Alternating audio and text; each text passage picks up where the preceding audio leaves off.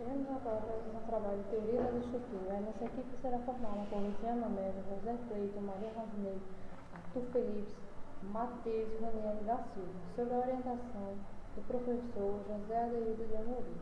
No nosso trabalho, nós iremos reforçar vários tópicos sobre engenharia das estruturas. O nosso primeiro tópico será o surgimento da engenharia estrutural.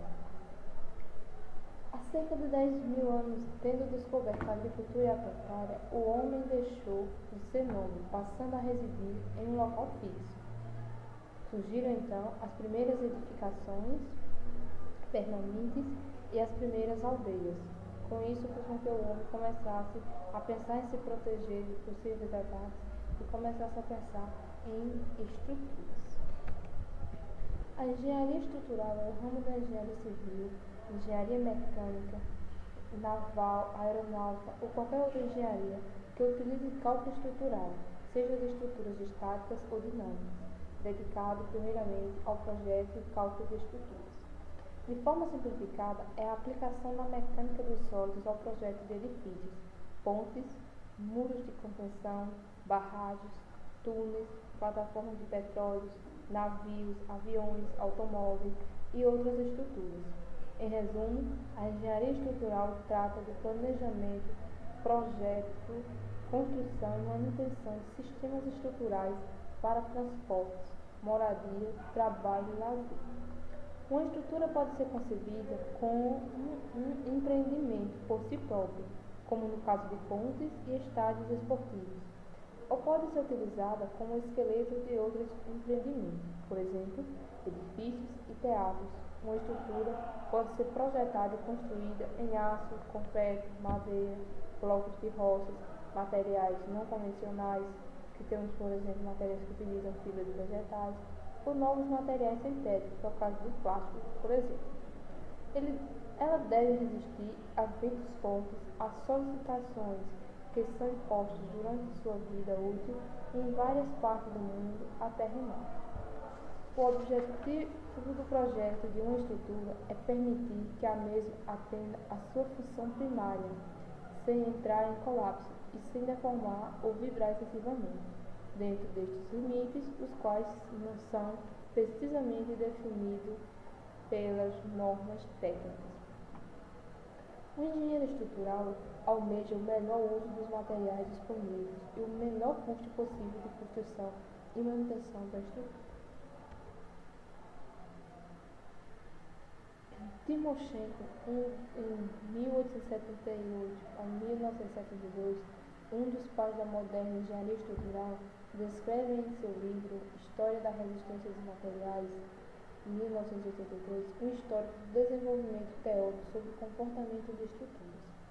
A engenharia estrutural vai encontrar raízes, se bem de uma forma empírica, nos grandes templos, estradas, pontes, fortificações da Grécia, Roma Antiga, que aqui é o caso foi quando surgiram os primeiros arranha-céus, as pontes, as construtoras de arcos, o Egito Antigo, que foram as primeiras construções feitas estruturalmente para as pirâmides, os templos e etc.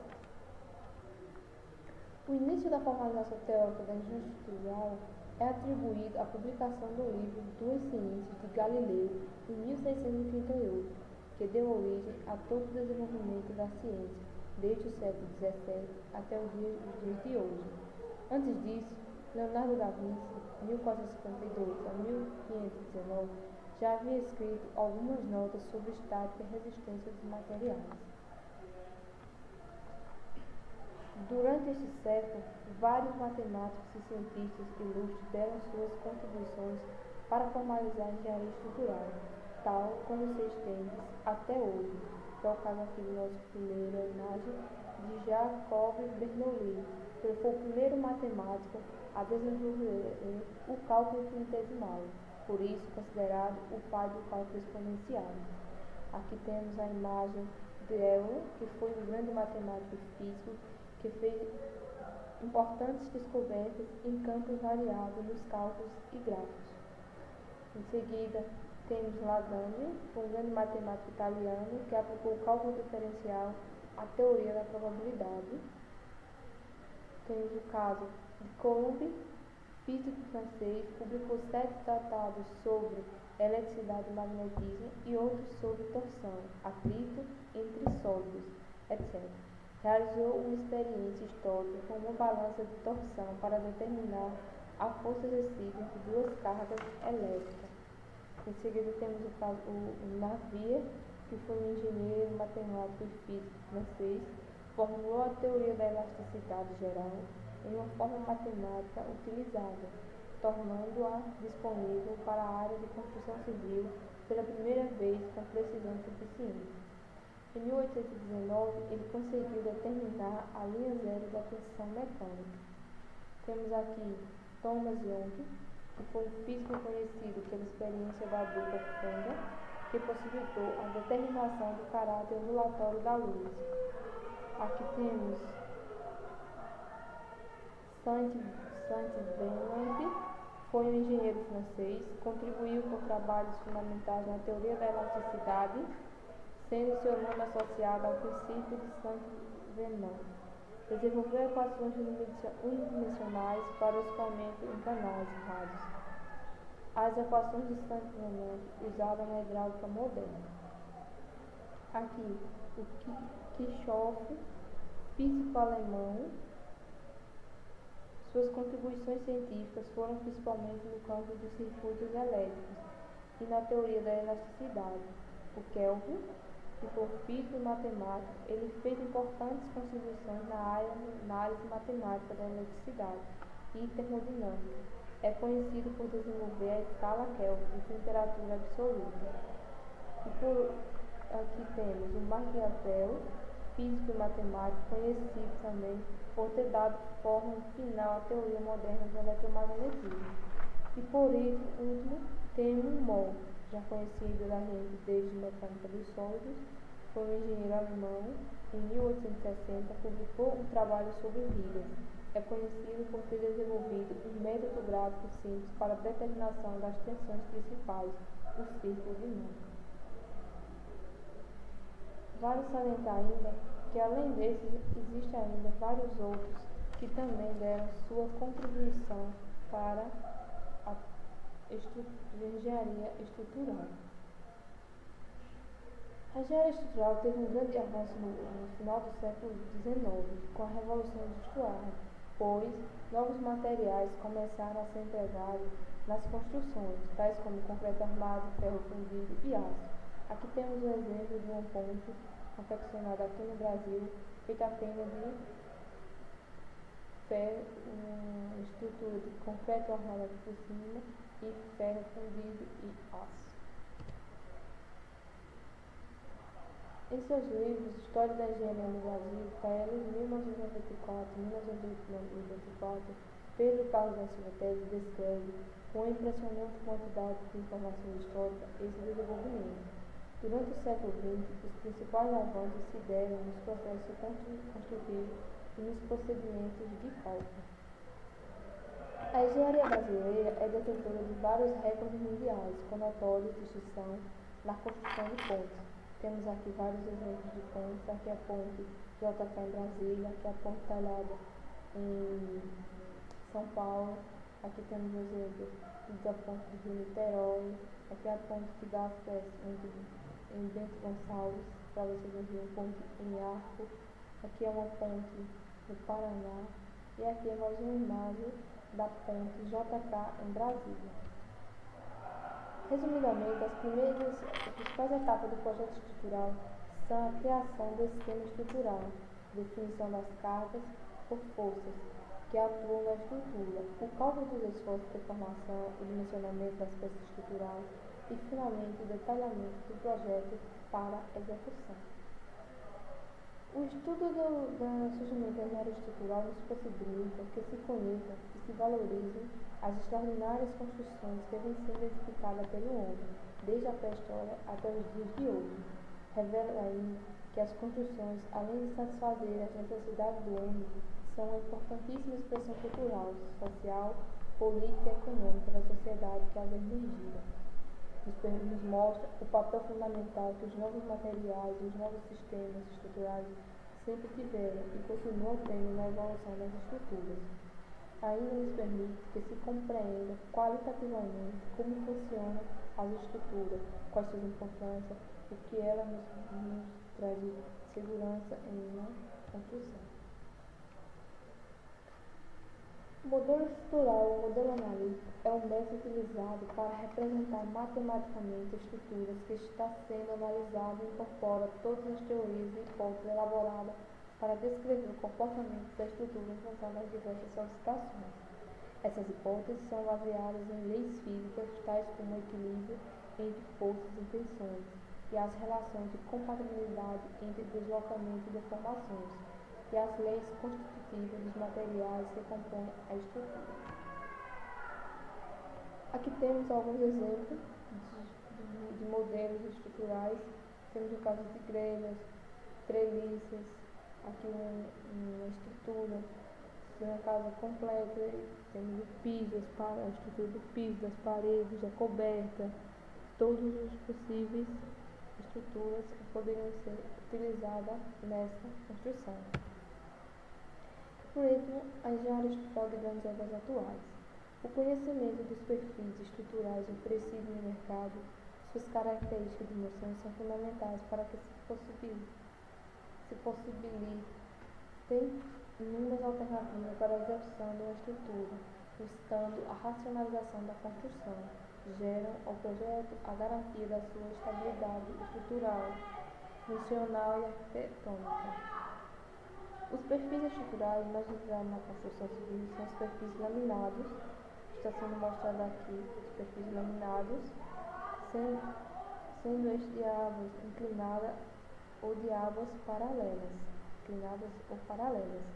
Também são utilizados perfis soldados, aqui estão sendo mostrados os perfis soldados, conformados a frios e sem costura. Aqui temos perfis tubulares, perfis formados a frios, perfis soldados.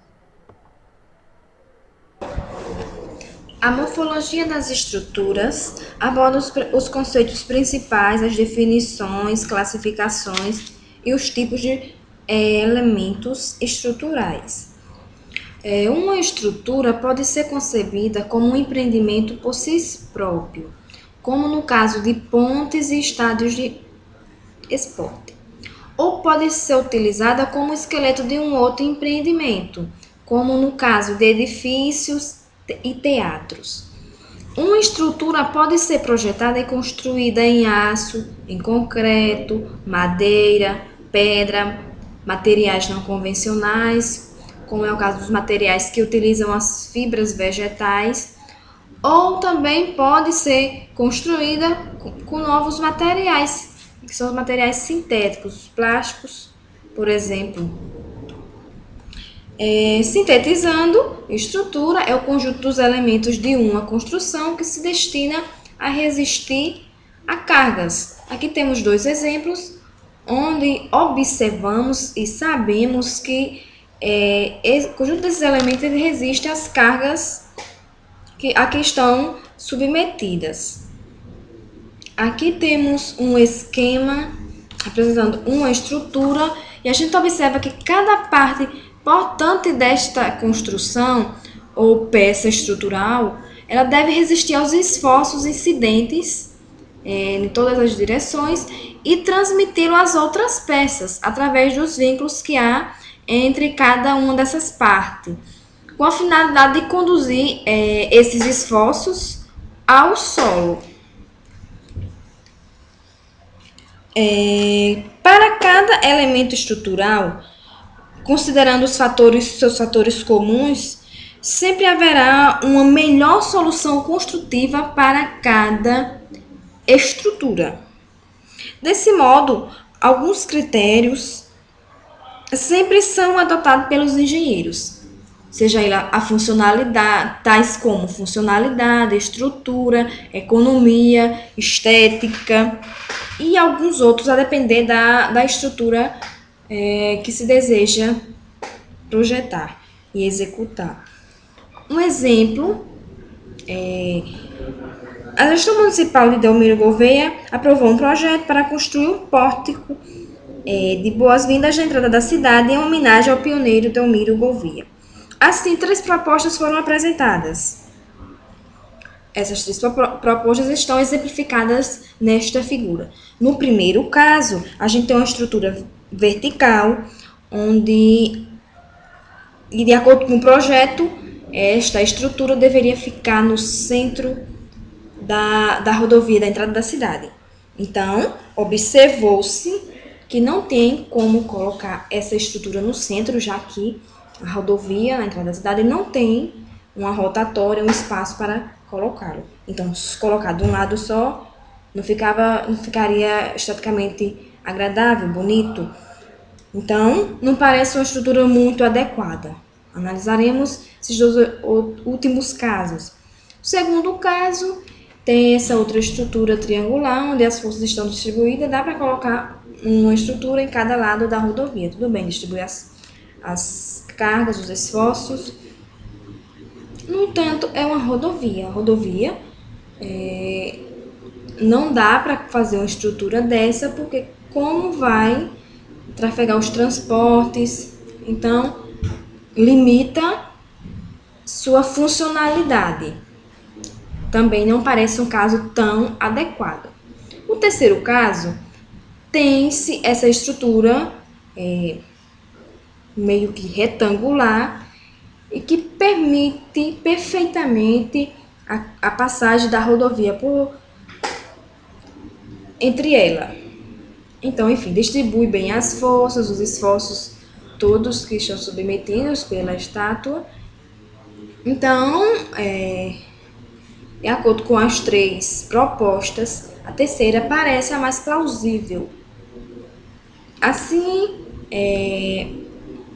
definiremos alguns conceitos, alguns critérios. Temos a solução estrutural. Pergunta-se: a solução resiste à carga devido ao peso do monumento e as demais esforços a que essa estrutura está submetida? Função estrutural. A funcionalidade. A solução, além de estruturalmente satisfatória, ela permite a passagem de uma rodovia abaixo do monumento? Se sim, ela atende a esse critério, funciona, tem funcionalidade. Outro critério, economia. A solução é estruturalmente compatível, funcional e usa menos recursos, tanto financeiros como materiais e mão de obra, ou seja, a questão do custo-benefício. Esta estrutura proporciona isso, é um caso a analisar. Estética. Além de atender aos itens anteriores, a solução é esteticamente adequada ao ambiente para o qual ela está sendo projetada.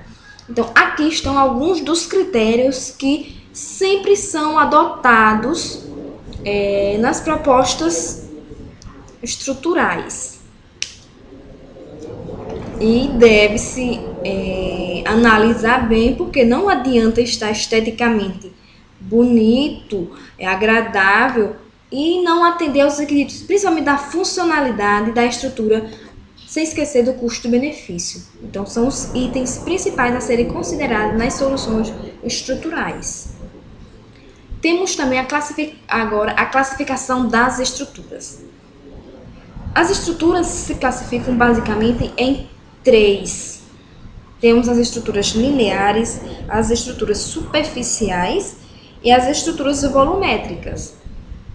Como exemplo de estruturas lineares, temos as barras e reticulados planos. As barras se caracterizam por apresentar uma de suas dimensões predominante sobre as outras 2. Então, uma de suas dimensões está em uma unidade de medida, a outra pode ser medida em outra unidade menor, um submúltiplo. Os reticulados planos são as estruturas formadas por uma ou mais barras que se acham no mesmo plano de atuação das cargas externas. Então, como exemplo de estruturas lineares, temos as vigas, que é formada por barras alinhadas. Temos o arco, que é formado por uma barra cujo eixo é uma curva única. Temos o pórtico, que é formado por barras não alinhadas, diferentemente da viga. A treliça, que é formada por barras dispostas de modo a formar uma rede de triângulos. O cabo também, que é uma barra flexível, mas ela não tem resistência à flexão. Aqui pode-se observar alguns desses casos. A viga, o arco, temos também o pórtico, exemplo de estruturas lineares. Aqui também temos o exemplo do cabo, como pode-se observar, essas barras não têm resistência à flexão, você entende dessa estrutura. E a treliça, outro caso. Ainda classificando as estruturas lineares, temos o caso das grelhas e vigas balcão. Elas são estruturas formadas por barras que se acham em um mesmo plano, no qual não haja as cargas externas, que é o exemplo da grelha. Quanto às estruturas superficiais, elas são caracterizadas por apresentar duas de suas dimensões predominantes sobre a terceira. As chapas são consideradas estruturas superficiais, pois nelas as cargas estão aplicadas no mesmo plano definido pelas dimensões predominantes da estrutura, onde pode-se observar o comprimento e a altura são as duas dimensões predominantes. Aqui está o caso dessa chapa, é o caso da viga parede. As placas também são classificadas como estruturas superficiais. Nas placas, as cargas estão aplicadas em um plano diferente daquele definido pelas dimensões predominantes da estrutura, no caso das lajes. As cargas sempre são aplicadas no plano diferente ao que é predominante na estrutura. As cargas são aplicadas verticalmente, enquanto a dimensão dela predominante é horizontal. As membranas são placas sem resistência à flexão. Então, aqui temos um exemplo de membrana utilizada na cobertura desta estrutura. Ela não tem nenhuma resistência à flexão. Se colocar ou aplicar uma carga em cima, ela não irá resistir à flexão. As cascas também são classificadas como estruturas superficiais. Elas são estruturas limitadas por duas superfícies curvas, próximas uma da outra. Aqui está um exemplo, a cobertura também em formato casca. Temos também as estruturas volumétricas, ou blocos, que são caracterizadas por apresentar as três dimensões na mesma ordem de grandeza. Então, são aproximadamente as três dimensões iguais, na mesma ordem. Aqui temos o caso do bloco de contraforte de uma barragem. Temos os blocos de fundação, como o caso de estruturas volumétricas. Estaticidade estrutural e modelagem estrutural. Essa é uma videoaula. Se trata de um trabalho de extensão apresentado na disciplina Teoria das Estruturas pela Universidade Federal de Alagoas, sob a orientação do professor mestre Adeildo Amorim. Aqui ao lado estão os componentes da equipe. Iremos começar. Primeiro, o que seria estaticidade? A palavra estaticidade está ligada a parado, imóvel. Na engenharia, ao contrário, tem um nome específico que significa estar em equilíbrio. Um corpo em equilíbrio é aquele que está submetido a uma estabilização entre um conjunto de forças ou torques, uns em sentido respectivamente contrário dos outros. Observe que na figura esquerda, acima, nós temos a figura de um edifício com a ação do vento e a ação da gravidade. Se não existisse a estaticidade, se ele não estivesse de forma estática, parada, ele entraria em colapso, ele cairia. O vento abaixo, né, recebe uma reação da estrutura e o peso recebe uma reação do solo. A ação dos ventos, a ação da gravidade, a ação das forças das águas, das barragens, são denominadas solicitações externas, ou seja, são esforços que estão independentes das forças internas da estrutura, né? A estrutura em si tem a força interna composta pelas suas moléculas. O restante é forças externas. Porém, além da solicitação externa, existem as forças internas, como eu falei, como o peso da própria estrutura, a qual vai suportar as forças externas. Para isso, a estrutura tem que suportar e transferir todo o esforço, toda a solicitação para o solo, o que causaria um desastre se isso não acontecer. Veja a figura acima, do lado direito, está mostrando um colapso num edifício. A estrutura de solo não suportou o peso do edifício, que vem a ruir.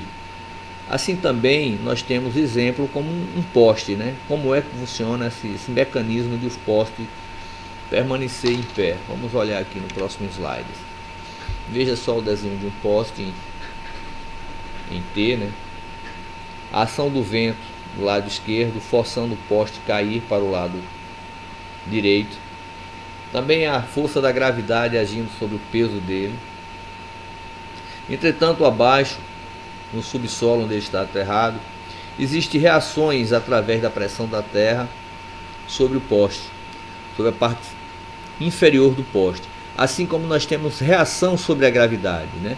Então a gente tem forças. Vamos olhar do lado direito, uma planta baixa, né? Ali seria o poste enfiado na terra, olhando de cima para baixo, e a reação da pressão da terra sobre o poste. Então, todos os esforços que estão sendo aplicados sobre o poste, sejam ele de forma horizontal ou vertical, está sendo transferido para o solo. O solo, a pressão do solo, segurando a parte inferior do poste, é quem segura todo esse esforço. Todo o esforço é transferido para a base do poste, né? Através dos esforços, ele entra em equilíbrio, né? A força da gravidade que puxa o peso do poste tem uma reação sobre a gravidade de baixo para cima, assim como todas as forças, olhando agora do lado direito, vendo o poste de cima para baixo, numa visão de planta baixa, nós vemos que as forças abaixo do poste estão todas convergindo para ele, dando uma sustentabilidade a toda a estrutura do poste. E o que vem a ser estrutura? Estrutura nada mais é que um esqueleto, né? Nós, por exemplo, temos a nossa estrutura física interna. Na engenharia não é diferente. Vamos ver o que é que diz aqui. Estrutura em engenharia nada mais é que o esqueleto que sustenta uma edificação. É a parte que suporta toda a solicitação provinda do esforço sobre ela. A palavra solicitação pode ser substituída por força para um melhor entendimento. Todo o esforço passa pelo esqueleto, né? Pela estrutura. Ela tem que ser calculada e projetada para dar sustentação a toda solicitação que a edificação venha a sofrer. Logo, juntando a palavra estática com estrutura, que dá estaticidade estrutural, né?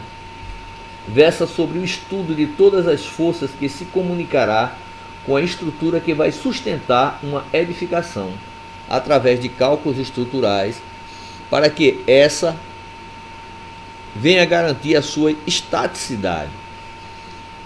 todo prédio, toda construção é feita, calculada para ficar estática, para ficar parada. Se ela se desloca, ela entra em colapso. Então todo cálculo estrutural é feito para manter aquela estrutura solidamente em um lugar fixo, parada, paralisada, sem movimento algum. Vamos passar para um outro slide. Quanto aos vínculos, esses vínculos nada mais são que apoio. Toda estrutura ela é ligada umas às outras através de vínculos. E os vínculos nada mais são que os apoios, né? Esses apoios eles têm grau de liberdade. Grau de liberdade são os números de movimentos regidos possível e independentes que um corpo pode executar. Por exemplo, numa figura em 3 dimensões, em 3D, temos o gráfico aqui em X, Y, Z, plano cartesiano. Vimos que o grau de liberdade em 3 dimensões são 6.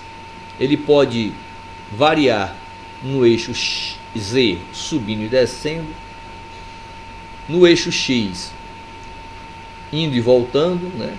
No eixo Y também. Porém, cada eixo independente tem uma rotação. Então são 6 movimentos, 2 para cada eixo. O caso, né, vamos ler aqui para ficar mais explicado. O caso dessa figura espacial, nesse plano espacial, são 6 graus de liberdade. 3 de translação, que são nos eixos X, Y e Z, e 3 de rotações nos eixos X, Y e Z. Nesse caso, né, são em 3 dimensões. Em 2 dimensões temos apenas 3 graus de liberdade. 2 translações nos eixos X e Y e uma rotação.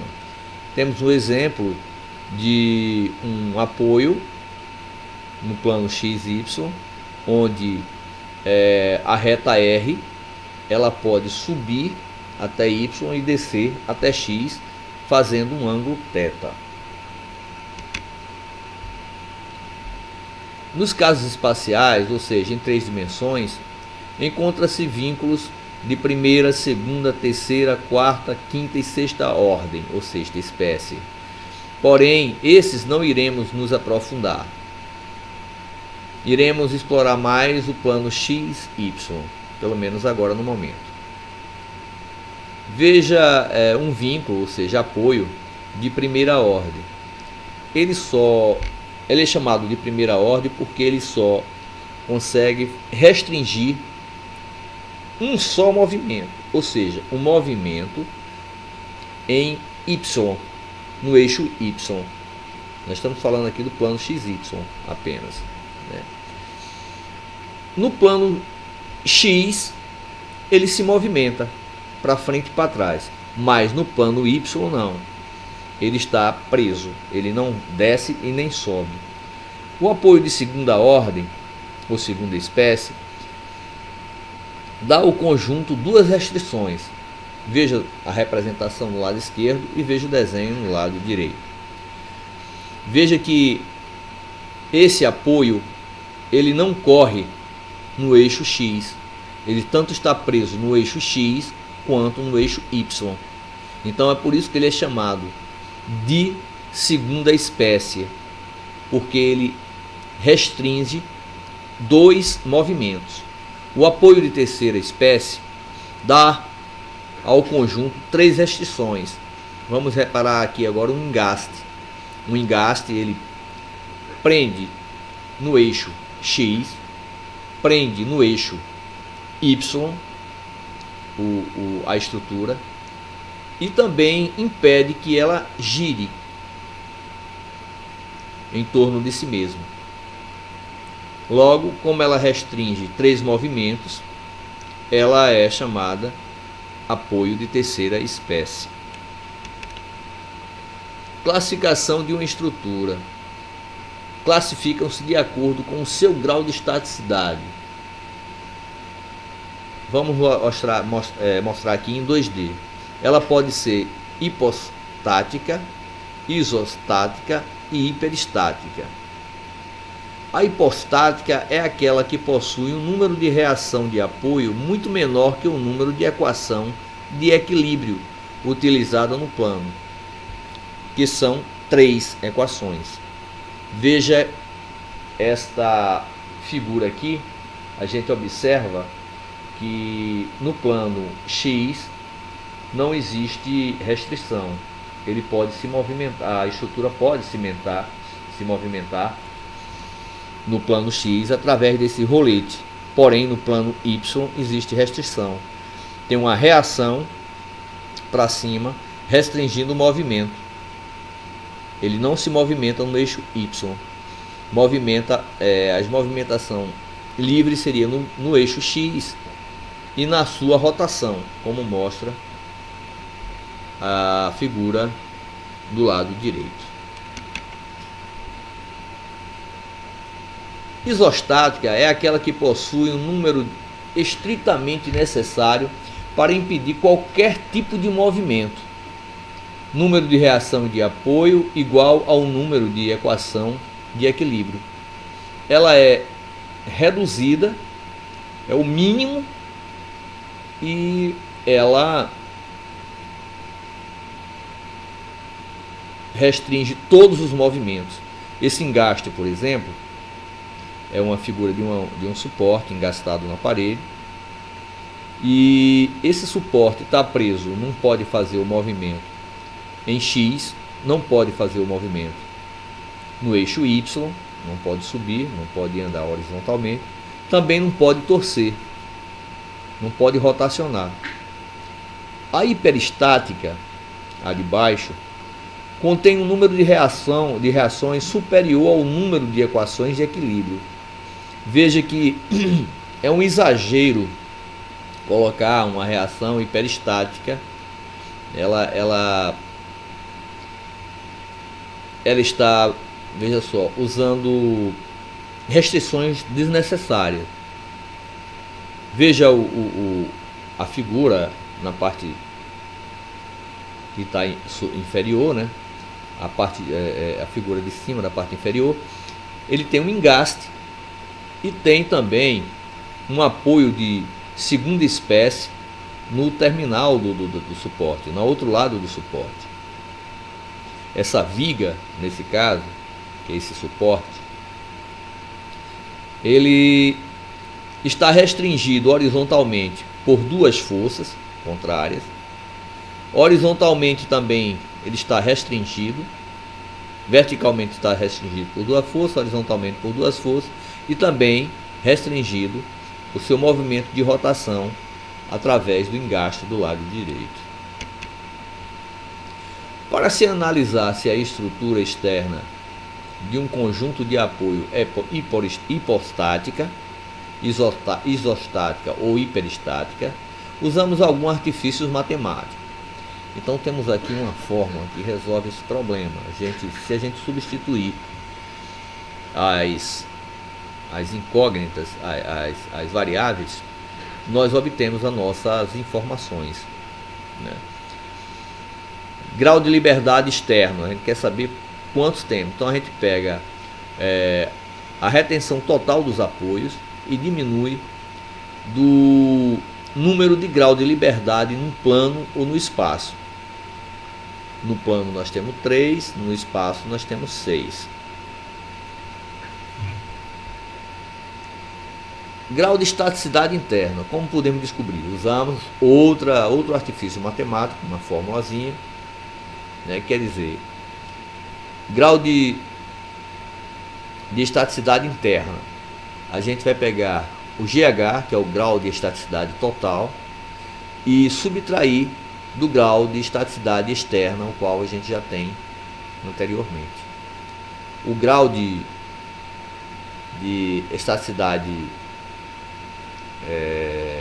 total, o GH, nós obteremos através de outra fórmula, que seria a subtração, né, da restrição total, seria a restrição total menos o grau de liberdade.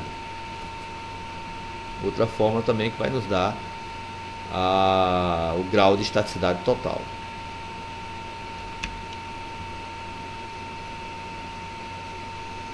RT significa retenção total.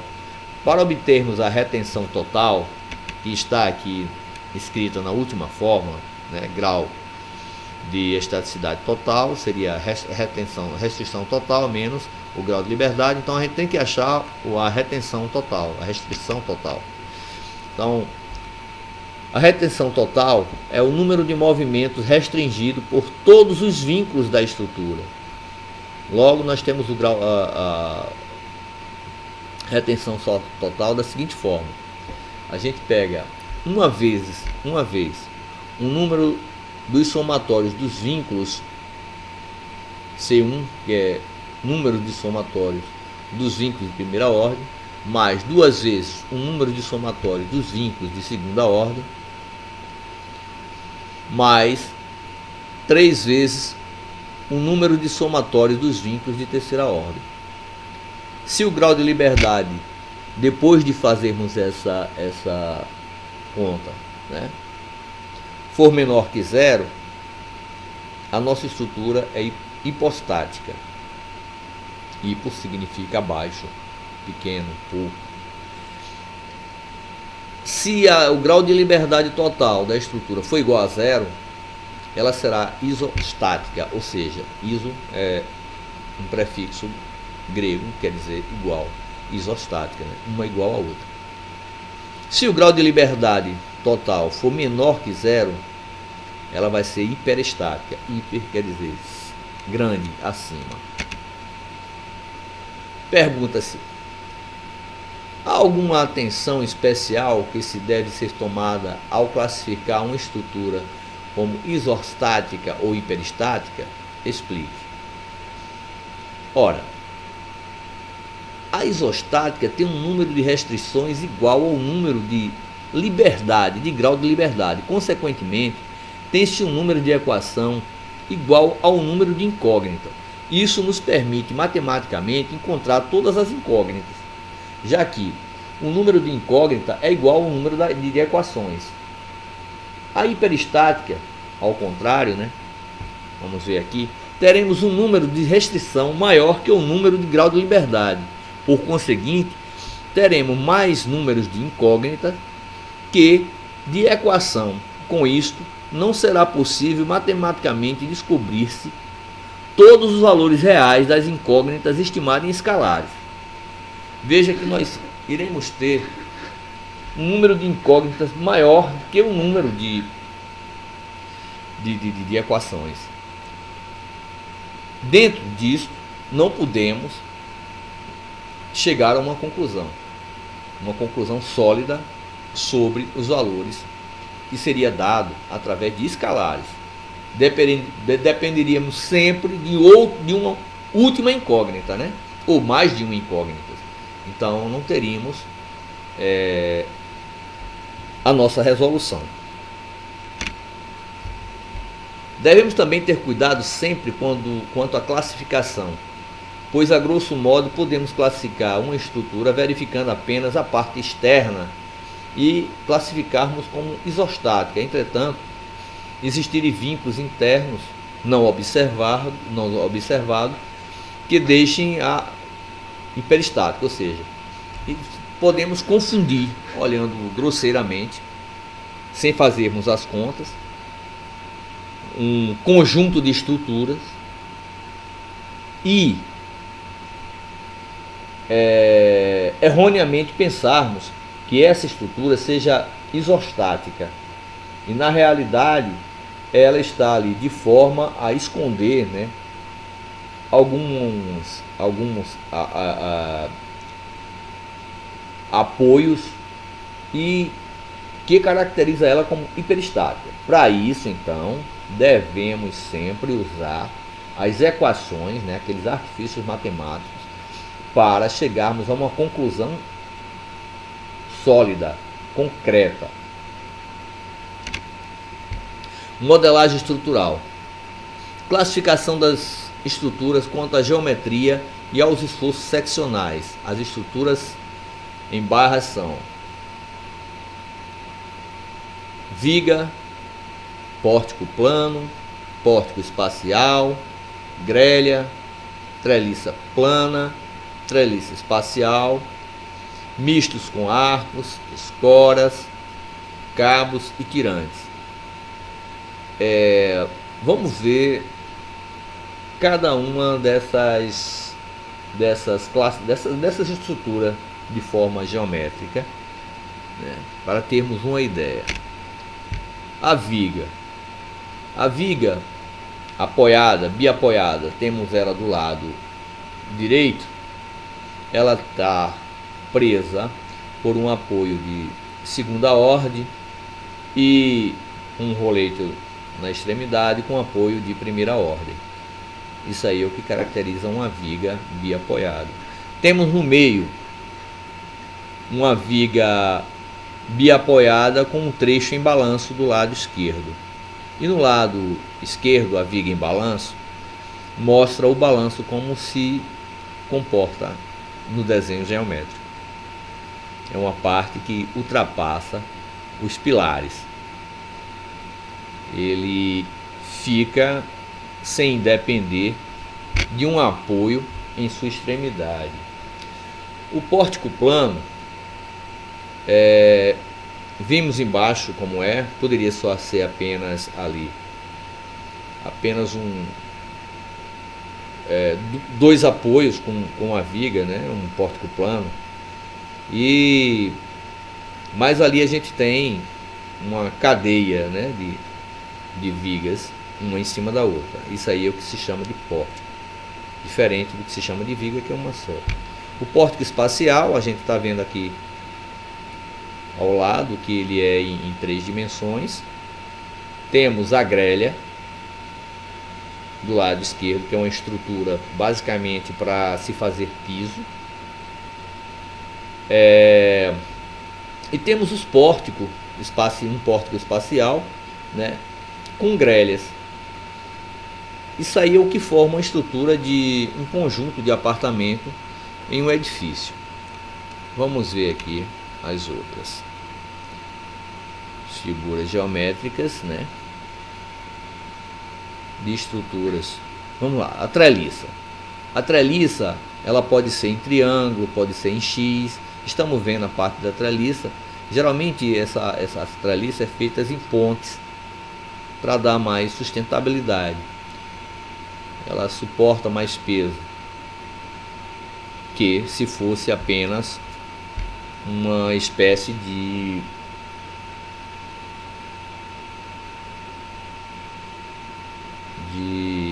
viga, né? Então ela é como se fosse algumas vigas treliçadas. Nós temos a treliça espacial do lado direito da treliça plana, que são várias treliças formando uma cadeia plana. Mas essa cadeia não tem que ser plana sempre não, né? Essa daí é plana, onde está sustentada por 4 pilares. Temos uma figura acima e um desenho abaixo. Temos também os cabos e tirantes. Os cabos, geralmente, a gente dá a impressão que eles são mais flexíveis. Os tirantes dá a impressão de serem mais rígidos, tipo um parafuso. Mas são semelhantes e alguns consideram até a mesma coisa. Bom, temos aí uma ponte estaiada abaixo, né, com vários cabos de sustentação sustentando toda a sua estrutura em X. Acima dessa ponte estaiada nós temos a estação, essa daqui fica em Salvador, Estação da Lapa. Ela também é toda suspensa através desses tirantes E nós mostramos aqui um tirante, como é que ele é feito. Ali é uma base de um parafuso para dar sustentabilidade a uma estrutura. Vamos aqui para o lado esquerdo abaixo. Nós temos uma ponte de arco mista, onde tem arcos e tirantes. E também nós temos a escora. Temos uma coberta de janela, onde nós temos uma estrutura de escora, escorando parte dessa estrutura. Bom, as forças que atuam nos modelos acima, nos modelos, nos esforços seccionais, nós temos aqui as vigas. As vigas, nós temos os esforços seccionais, eles estão agindo sobre ela, o momento fletor, o cortante e o normal, a força normal, a força cortante e a força normal. Já no pórtico plano, nós temos momento fletor, o cortante, a força normal também.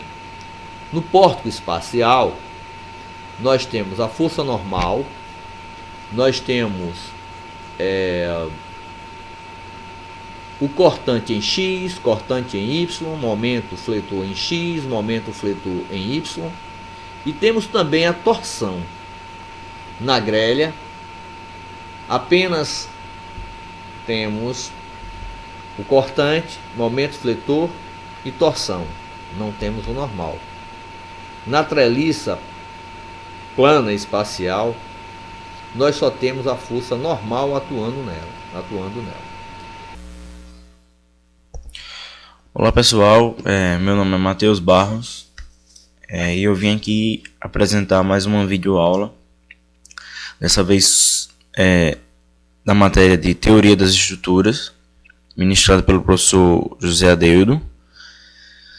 Então, o meu assunto agora é dimensionamento estrutural, certo? Como vocês podem ver aqui, a equipe é composta por Arthur Felipe, José Cleiton, Luciana, Maria Rosineide, Raniele da Silva e por mim, Matheus Barros. Vamos já no início. Então, dimensionamento estrutural. Conhecidos os esforços em cada elemento estrutural, é necessário, muitas vezes, dimensionar a peça que irá resistir a esses esforços, certo? Ou seja, determinar as suas medidas. Dado o material a ser utilizado, como por exemplo assim, madeira, aço ou concreto armado, os princípios da mecânica dos sólidos são empregados para verificar que a peça seja capaz de resistir a esses esforços, certo? Por exemplo, pode-se determinar o ponto mais solicitado e obter uma seção capaz de resistir aos esforços. Também assim, pode-se determinar o ponto mais solicitado e obter uma seção capaz de resistir aos esforços nesse ponto, certo? E se for economicamente viável, esta seção é empregada para toda peça, certo? E eu estou passando aqui uns exemplos de estrutura, certo? E assim, para elementos mais complexos, pode ser necessário analisar e variar a seção empregada, certo? Ou mesmo efetuar o dimensionamento da peça como um todo, certo? Agora sim, podemos classificar cargas nas estruturas quanto às atuações, né? Como seria isso? Vamos dar o exemplo das cargas. As cargas nas estruturas, assim, quanto à frequência, a frequência de atuação, elas são forças aplicadas a um componente, certo? De uma estrutura com uma unidade. Beleza? Estrutura. Estrutura é o quê? O que significa estrutura? Estrutura é um corpo ou um sistema de partes para suportar uma carga, certo? Como vários exemplos relacionados à engenharia civil, prédios, edifícios, pontes, torres, como esse aqui, com essa construção de prédios, onde as cargas estão sendo aplicadas todas na parte inferior dessa estrutura, certo? Passando agora para falar sobre há dois tipos de cargas que ocorrem em projetos de engenharia, certo? As cargas permanentes. O que são as cargas permanentes? As cargas permanentes têm uma boa exatidão, certo? Também conhecida como cargas mortas, e consiste de pesos de vários membros estruturais, certo? Dos pesos de todos os objetos que estão permanentemente ligados à estrutura. Ou seja, né, nessa parte da ponte aqui, tudo aí não vai modificar, só vai se acrescentar cargas nessa ponte, certo? Outro tipo de carga são as cargas acidentais. As cargas acidentais tem significado que todas as cargas podem atuar sobre a estrutura de edificações em uma função do seu uso, pessoas, móveis, veículos, materiais diversos, certo? Assim, estima-se por normas técnicas, também conhecida como cargas vivas, que são cargas que variam em magnitude e localização, certo?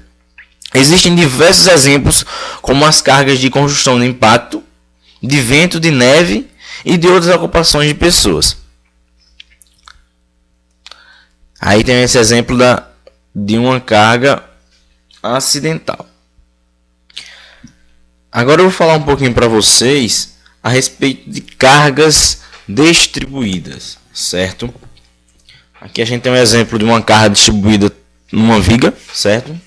Dois pilares, os dois pilares aqui, certo? A viga e a carga toda sendo distribuída de forma uniforme na viga, certo? Agora, o seguinte, para o cálculo desses esforços em uma estrutura permanente ou acidental, temos assim que analisar o carregamento distribuído para determinar as reações estruturais em um determinado trecho. Esses esforços internos cortantes não assim dependem da área e do centroide, mas eles dependem assim nas dimensões para a garantia e a estabilidade da segurança da estrutura, certo? Então, bom pessoal, meu nome é Arthur Felipe e eu vim falar sobre os tipos de solicitações. Os tipos de solicitações são divididos em 5 partes, que é a tração, compressão, cisalhamento, flexão e a torção. Na tração, a tração é sempre uma força aplicada sobre um corpo numa direção perpendicular à superfície de corte. Então, quando algum objeto ele está sendo tracionado quando uma força axial aplicada estiver atuando com sentido para fora. Então, aí dependendo da tração, isso faz com que ela se estenda. Ou seja, com os esforços da tração, ocorre uma reorganização nas moléculas das peças e isso movimenta os átomos. Isso ocorre porque as moléculas se estendem com imperfeição que são causadas na sua parte de solidificação. A compressão é o dimensionamento mais simples, principalmente o da compressão pura, onde não ocorre flexão e quando a carga normal coincide com o centro da gravidade do elemento sujeito a essa força normal. O concreto ele tem uma certa resistência à tensão de compressão. O aço tem outra, que é bem maior que a do concreto. O dimensionamento da compressão ele consiste em distribuir uma parte da força normal para o concreto e para o aço. Existe uma certa porcentagem para o concreto e para o aço. Essa porcentagem é tabelada e é definida por normas. Aí diz as normas que a porcentagem máxima do aço que usamos é de 3% e que é considerada ideal. E tem outra que é de 1%, que é considerada econômica. Aí se usarmos a econômica de 1%, o concreto fica com 99% dos 100% das seções transversais. O cisalhamento. O cisalhamento ele pode ser, considerado o dimensionamento mais complexo para o entendimento de alunos de engenharia civil. Ou seja, as tensões de cisalhamento são tensões tangenciais, ou seja, elas ocorrem no mesmo plano ou planos paralelos ao da seção considerada. Um exemplo é que quando uma viga está em flexão, ou seja, enquanto o movimento fletor, que o movimento fletor é a compressão vezes a tração, aí ela gera as tensões normais. A força cortante que vai gerar as tensões de cisalhamento. As tensões de cisalhamento podem existir ao mesmo tempo que as tensões normais. Então, aí, com isso, sempre que houver um momento fletor ao longo de uma direção, haverá também forças cortantes. O cisalhamento ocorre também com outro momento difícil de dimensionamento, que é o torsor. Já que é difícil de dimensionar, poucos usam o torsor. Mas sempre há uma possibilidade de colocar outra peça estrutural ou aumentar a inércia das outras peças para eliminar ou diminuir com a torção. O dimensionamento da força cortante é muito essencial para quem quer desenvolver cálculos estruturais. Aí falamos agora sobre a flexão. A flexão é o principal dimensionamento de uma estrutura, ou seja, é o dimensionamento para o momento fletor. Sabemos que o momento fletor é o esforço definido pelo somatório dos momentos simples de uma determinada estrutura. E sabemos também que há muitos momentos fletores ao longo de uma peça estrutural. Também na flexão temos um momento simples, que é a força versus a distância. Numa definição, vamos dizer assim, bem clássica. Onde as forças são constantes, mas as distâncias mudam de acordo com cada seção transversal. O momento fletor, ele gera para cada seção tensões normais, onde essas seções são de compressão e de tração. Então, desse modo, podemos dizer que o concreto será usado para a compressão e o aço para a tração. O momento fletor acontece em todas as peças de uma estrutura, ou seja, nas vigas, nas lajes principalmente, e nos pilares, onde tem a compressão como principal esforço. E aqui, para encerrar, a torção. A torção é o dimensionamento que torce uma peça, fazendo ela girar sobre si mesma, ou seja, sobre o seu próprio eixo. Ela ocorre com mais frequência nos eixos de transição. Existem 3 tipos de torção, que é a torção simples, a torção uniforme e a torção pura. Geralmente, a torção ocorre junto com o momento fletor e a força cortante, mesmo que os esforços sejam causados apenas pelo próprio peso do elemento estrutural. O dimensionamento na torção simples é aplicado à viga com a atuação do momento fletor e a força cortante. Podemos ver aqui o exemplo de tração, onde as forças são jogadas para fora, a da compressão para dentro, cisalhamentos, onde temos as cortantes, uma para cima e outra para baixo, onde elas se anulam, a flexão, onde flexionamos a barra, causando uma certa inclinação, e a torção, que ela gira em torno de si mesma.